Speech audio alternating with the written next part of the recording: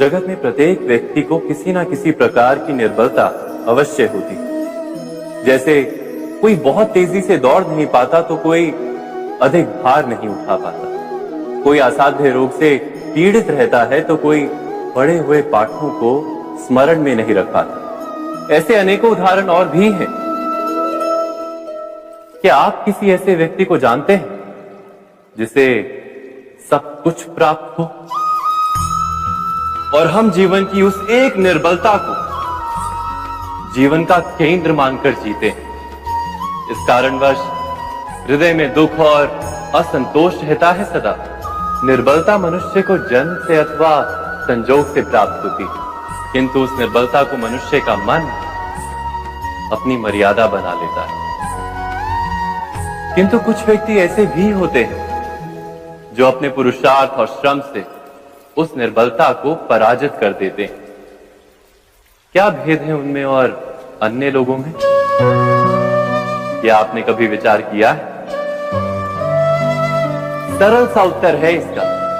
जो व्यक्ति निर्बलता से पराजित नहीं होता, जो पुरुषार्थ करने का साहस रखता है हृदय में, वो निर्बलता को पार कर जाता है।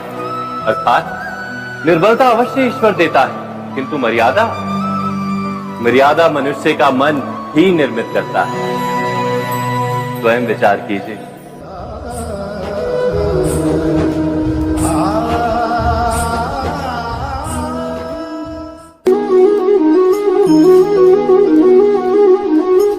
भविष्य का दूसरा नाम है संघर्ष। हृदय में आज इच्छा होती है और यदि पूर्ण नहीं हो पाती तो हृदय भविष्य की योजना बनाता है। भविष्य में इच्छा पूर्ण होगी ऐसी कल्पना करता रहता है, किंतु जीवन ना तो भविष्य में है ना अतीत में। जीवन तो इस क्षण का नाम, अर्थात इस क्षण का अनुभव ही जीवन का अनुभव। पर हम ये जानते हुए भी इतना सा सत्य समझ नहीं पाते।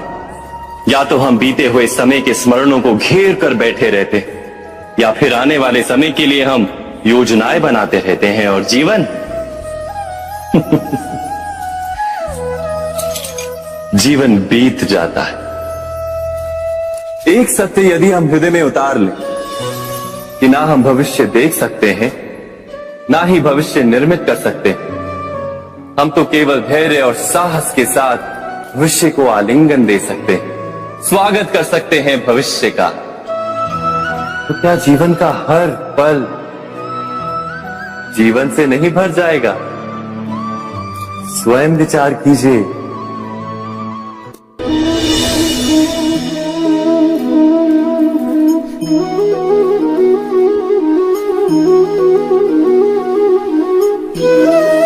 ज्ञान प्राप्ति सदा ही समर्पण से होती है, ये हम सब जानते हैं। किंतु समर्पण का वास्तविक महत्व क्या है? क्या हमने कभी विचार किया? मनुष्य का मन सदा ही ज्ञान प्राप्ति में विभिन्न बाधाओं को उत्पन्न करता है। कभी किसी अन्य विद्यार्थी से ईर्ष्या हो जाती है, कभी पढ़ाए हुए पाठों पर संदेह जन्मता है और कभी गुरु द्वारा दिया गया दंड मन को अहंकार से भर देता है। नहीं, क्या ऐसा नहीं होता? न जाने कैसे कैसे विचार मन को भटकाते हैं और मन की इसी अयोग्य स्थिति के कारण हम ज्ञान प्राप्त नहीं कर पाते। मन की योग्य स्थिति केवल समर्पण से निर्मित होती है। समर्पण मनुष्य के अहंकार का नाश करता है। ईर्ष्या, महत्वाकांक्षा आदि भावनाओं को दूर कर हृदय को शांत करता है और मन को एकाग्र करता है। वास्तव में ईश्वर की सृष्टि में ना ज्ञान की मर्यादा है, ना ज्ञानियों की। गुरु दत्तात्रेय ने तो गाय और श्वान से भी ज्ञान प्राप्त कर लिया था। अर्थात विषय ब्रह्म ज्ञान का हो या जीवन के ज्ञान का या गुरुकुल में प्राप्त होने वाले ज्ञान का, उसकी प्राप्ति के लिए गुरु से अधिक महत्व है उस गुरु के प्रति हमारा समर्पण। क्या ये सत्य नहीं?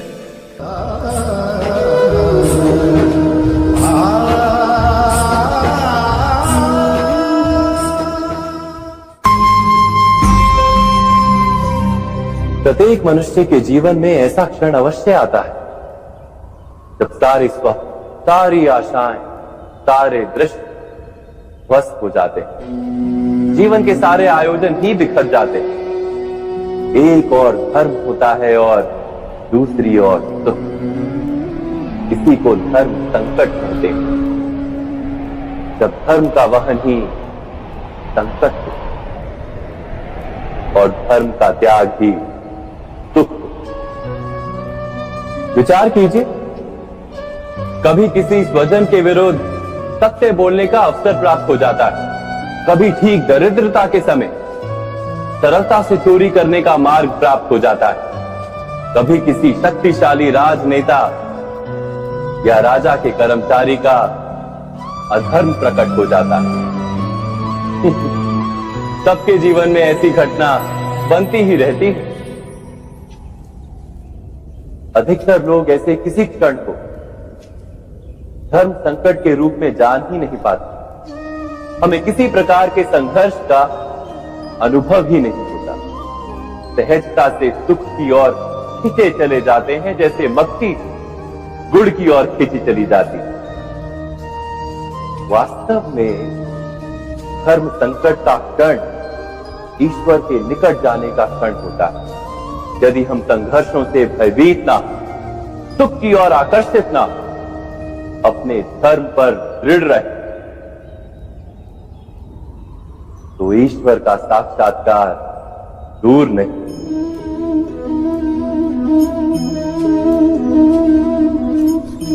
पवन से युद्ध करने वाला पत्ता यदि पेड़ से गिरता है तो भी आकाश की ओर उठता है। पवन से झुकने वाली घास वही भूमि पर रह जाती है। अर्थात धर्म संकट से यदि हम संकट को ही टाल दें तो सुख तो मिलता है, जीवन बढ़ता है, किंतु क्या चरित्र नहीं टूटता? क्या आत्मा दरिद्र नहीं हो जाती? क्या ईश्वर से अंतर नहीं हो जाता? स्वयं विचार कीजिए। दो व्यक्ति जब निकट आते हैं तो एक दूसरे के लिए सीमाएं और मर्यादाएं निर्मित करने का प्रयत्न अवश्य करते हैं। हम यदि सारे संबंधों पर विचार करें तो देखेंगे कि इन सारे संबंधों का आधार यही सीमाएं हैं जो हम दूसरों के लिए निर्मित करते हैं। और यदि अनजाने में भी कोई अन्य व्यक्ति इन सीमाओं को तोड़ता है तो उसी क्षण हमारा हृदय क्रोध से भर जाता है। इन सीमाओं का वास्तविक रूप क्या है? क्या हमने कभी विचार किया? सीमाओं के द्वारा हम दूसरे व्यक्ति को निर्णय करने की अनुमति नहीं देते। अपना निर्णय उस व्यक्ति पर थोपते हैं, अर्थात किसी की स्वतंत्रता का अस्वीकार करते हैं। और जब स्वतंत्रता का अस्वीकार किया जाता है तो उसका हृदय दुख से भर जाता है। और जब वो सीमाओं को तोड़ता है तो हमारा हृदय क्रोध से भर जाता है। क्या ऐसा नहीं होता?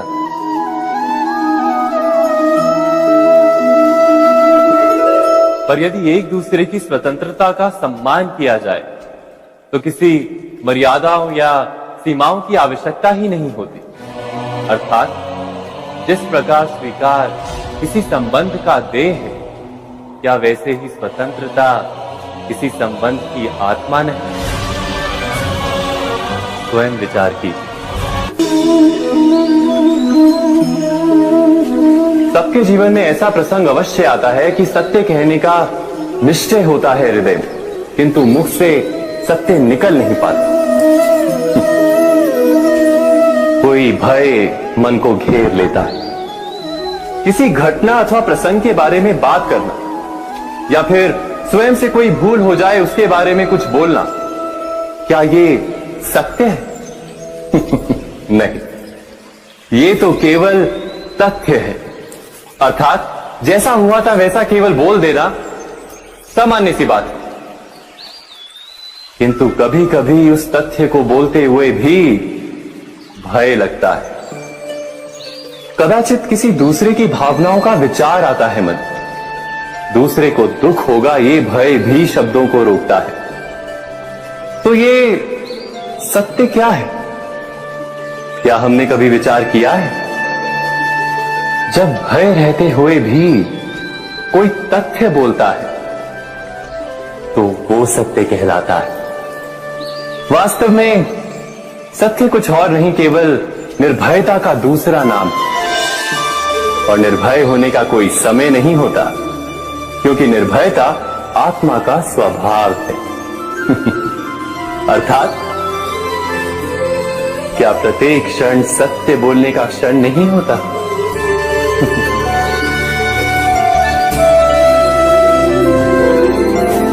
स्वयं विचार कीजिए।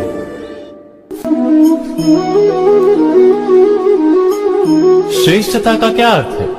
श्रेष्ठता का अर्थ है दूसरों से अधिक ज्ञान प्राप्त करना। अर्थात मूल्य इस बात का नहीं कि स्वयं कितना ज्ञान प्राप्त किया, मूल्य इस बात का है कि प्राप्त किया हुआ ज्ञान अन्य लोगों से कितना अधिक है। अर्थात श्रेष्ठता की इच्छा ज्ञान प्राप्ति को भी एक स्पर्धा बना देती है। और स्पर्धा में विजय अंतिम कब होती है?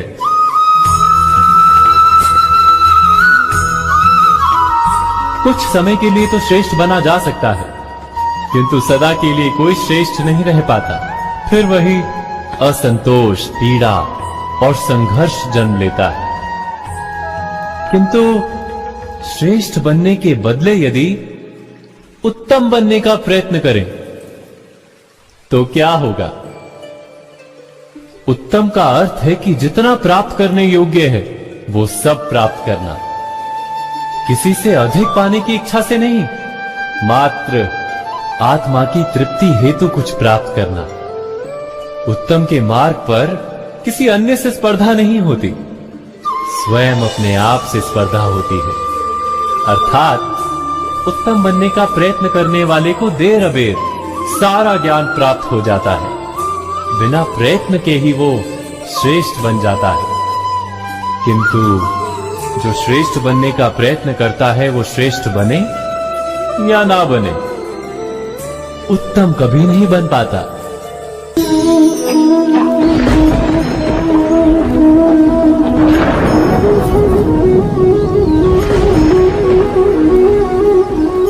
सपनों और पूर्वाभासों के आधार पर हम भविष्य के सुख दुख की कल्पना करते हैं। भविष्य के दुख का कारण दूर करने के लिए हम आज योजना बनाते हैं। किंतु कल के संकट को आज निर्मूल करने से हमें लाभ मिलता है या हानि पहुंचती है? ये प्रश्न हम कभी नहीं करते। सत्य तो ये है कि संकट और उसका निवारण सात जन से, व्यक्ति के लिए भी और सृष्टि के लिए भी। नहीं, आप अपने भूतकाल का स्मरण कीजिए, इतिहास को देखिए। आप तुरंत ही ये जान पाएंगे कि जब जब संकट आता है तब तब उसका निवारण करने वाली शक्ति भी जन्म लेती है। यही तो जगत का चलन है। वस्तुतः संकट ही शक्ति के जन्म का कारण है। प्रत्येक व्यक्ति जब संकट से निकलता है तो एक पद आगे बढ़ा होता है, अधिक चमकता है, आत्मविश्वास से अधिक भरा होता है, न केवल अपने लिए अपितु विश्व के लिए भी। क्या ये सत्य नहीं? वास्तव में संकट का जन्म है एक अवसर का जन्म, अपने आप को बदलने का, अपने विचारों को ऊंचाई पर करने का अवसर, अपनी आत्मा को बलवान और ज्ञान मंडित बनाने का अवसर। जो ये कर पाता है उसे कोई संकट नहीं होता, किंतु जो ये नहीं कर पाता वो तो स्वयं एक संकट है विश्व के लिए। विचार कीजिए। यदि कोई आपसे पूछे कि आप कौन, तो आपका उत्तर क्या होगा? विचार कीजिए। आप तुरंत ही ये जान पाएंगे कि आपकी इच्छाएं ही आपके जीवन की व्याख्या है। कुछ पाने से मेरी सफलता, कुछ ना पाने से मेरी निष्फलता ही आपका परिचय। अधिकतर लोग ऐसे जीते हैं कि स्वयं भीतर से मरते रहते हैं, किंतु अपनी इच्छाओं को नहीं मार पाते। इच्छाएं उन्हें दौड़ाती हैं जिस प्रकार मृग तृष्णा मृग को दौड़ाती। परंतु इन्हीं इच्छाओं के गर्भ में ही ज्ञान का प्रकाश भी। कैसे? जब इच्छाएं अपूर्ण रहती और टूटती, तब वहीं से ज्ञान की किरण प्रवेश करती है मनुष्य के हृदय।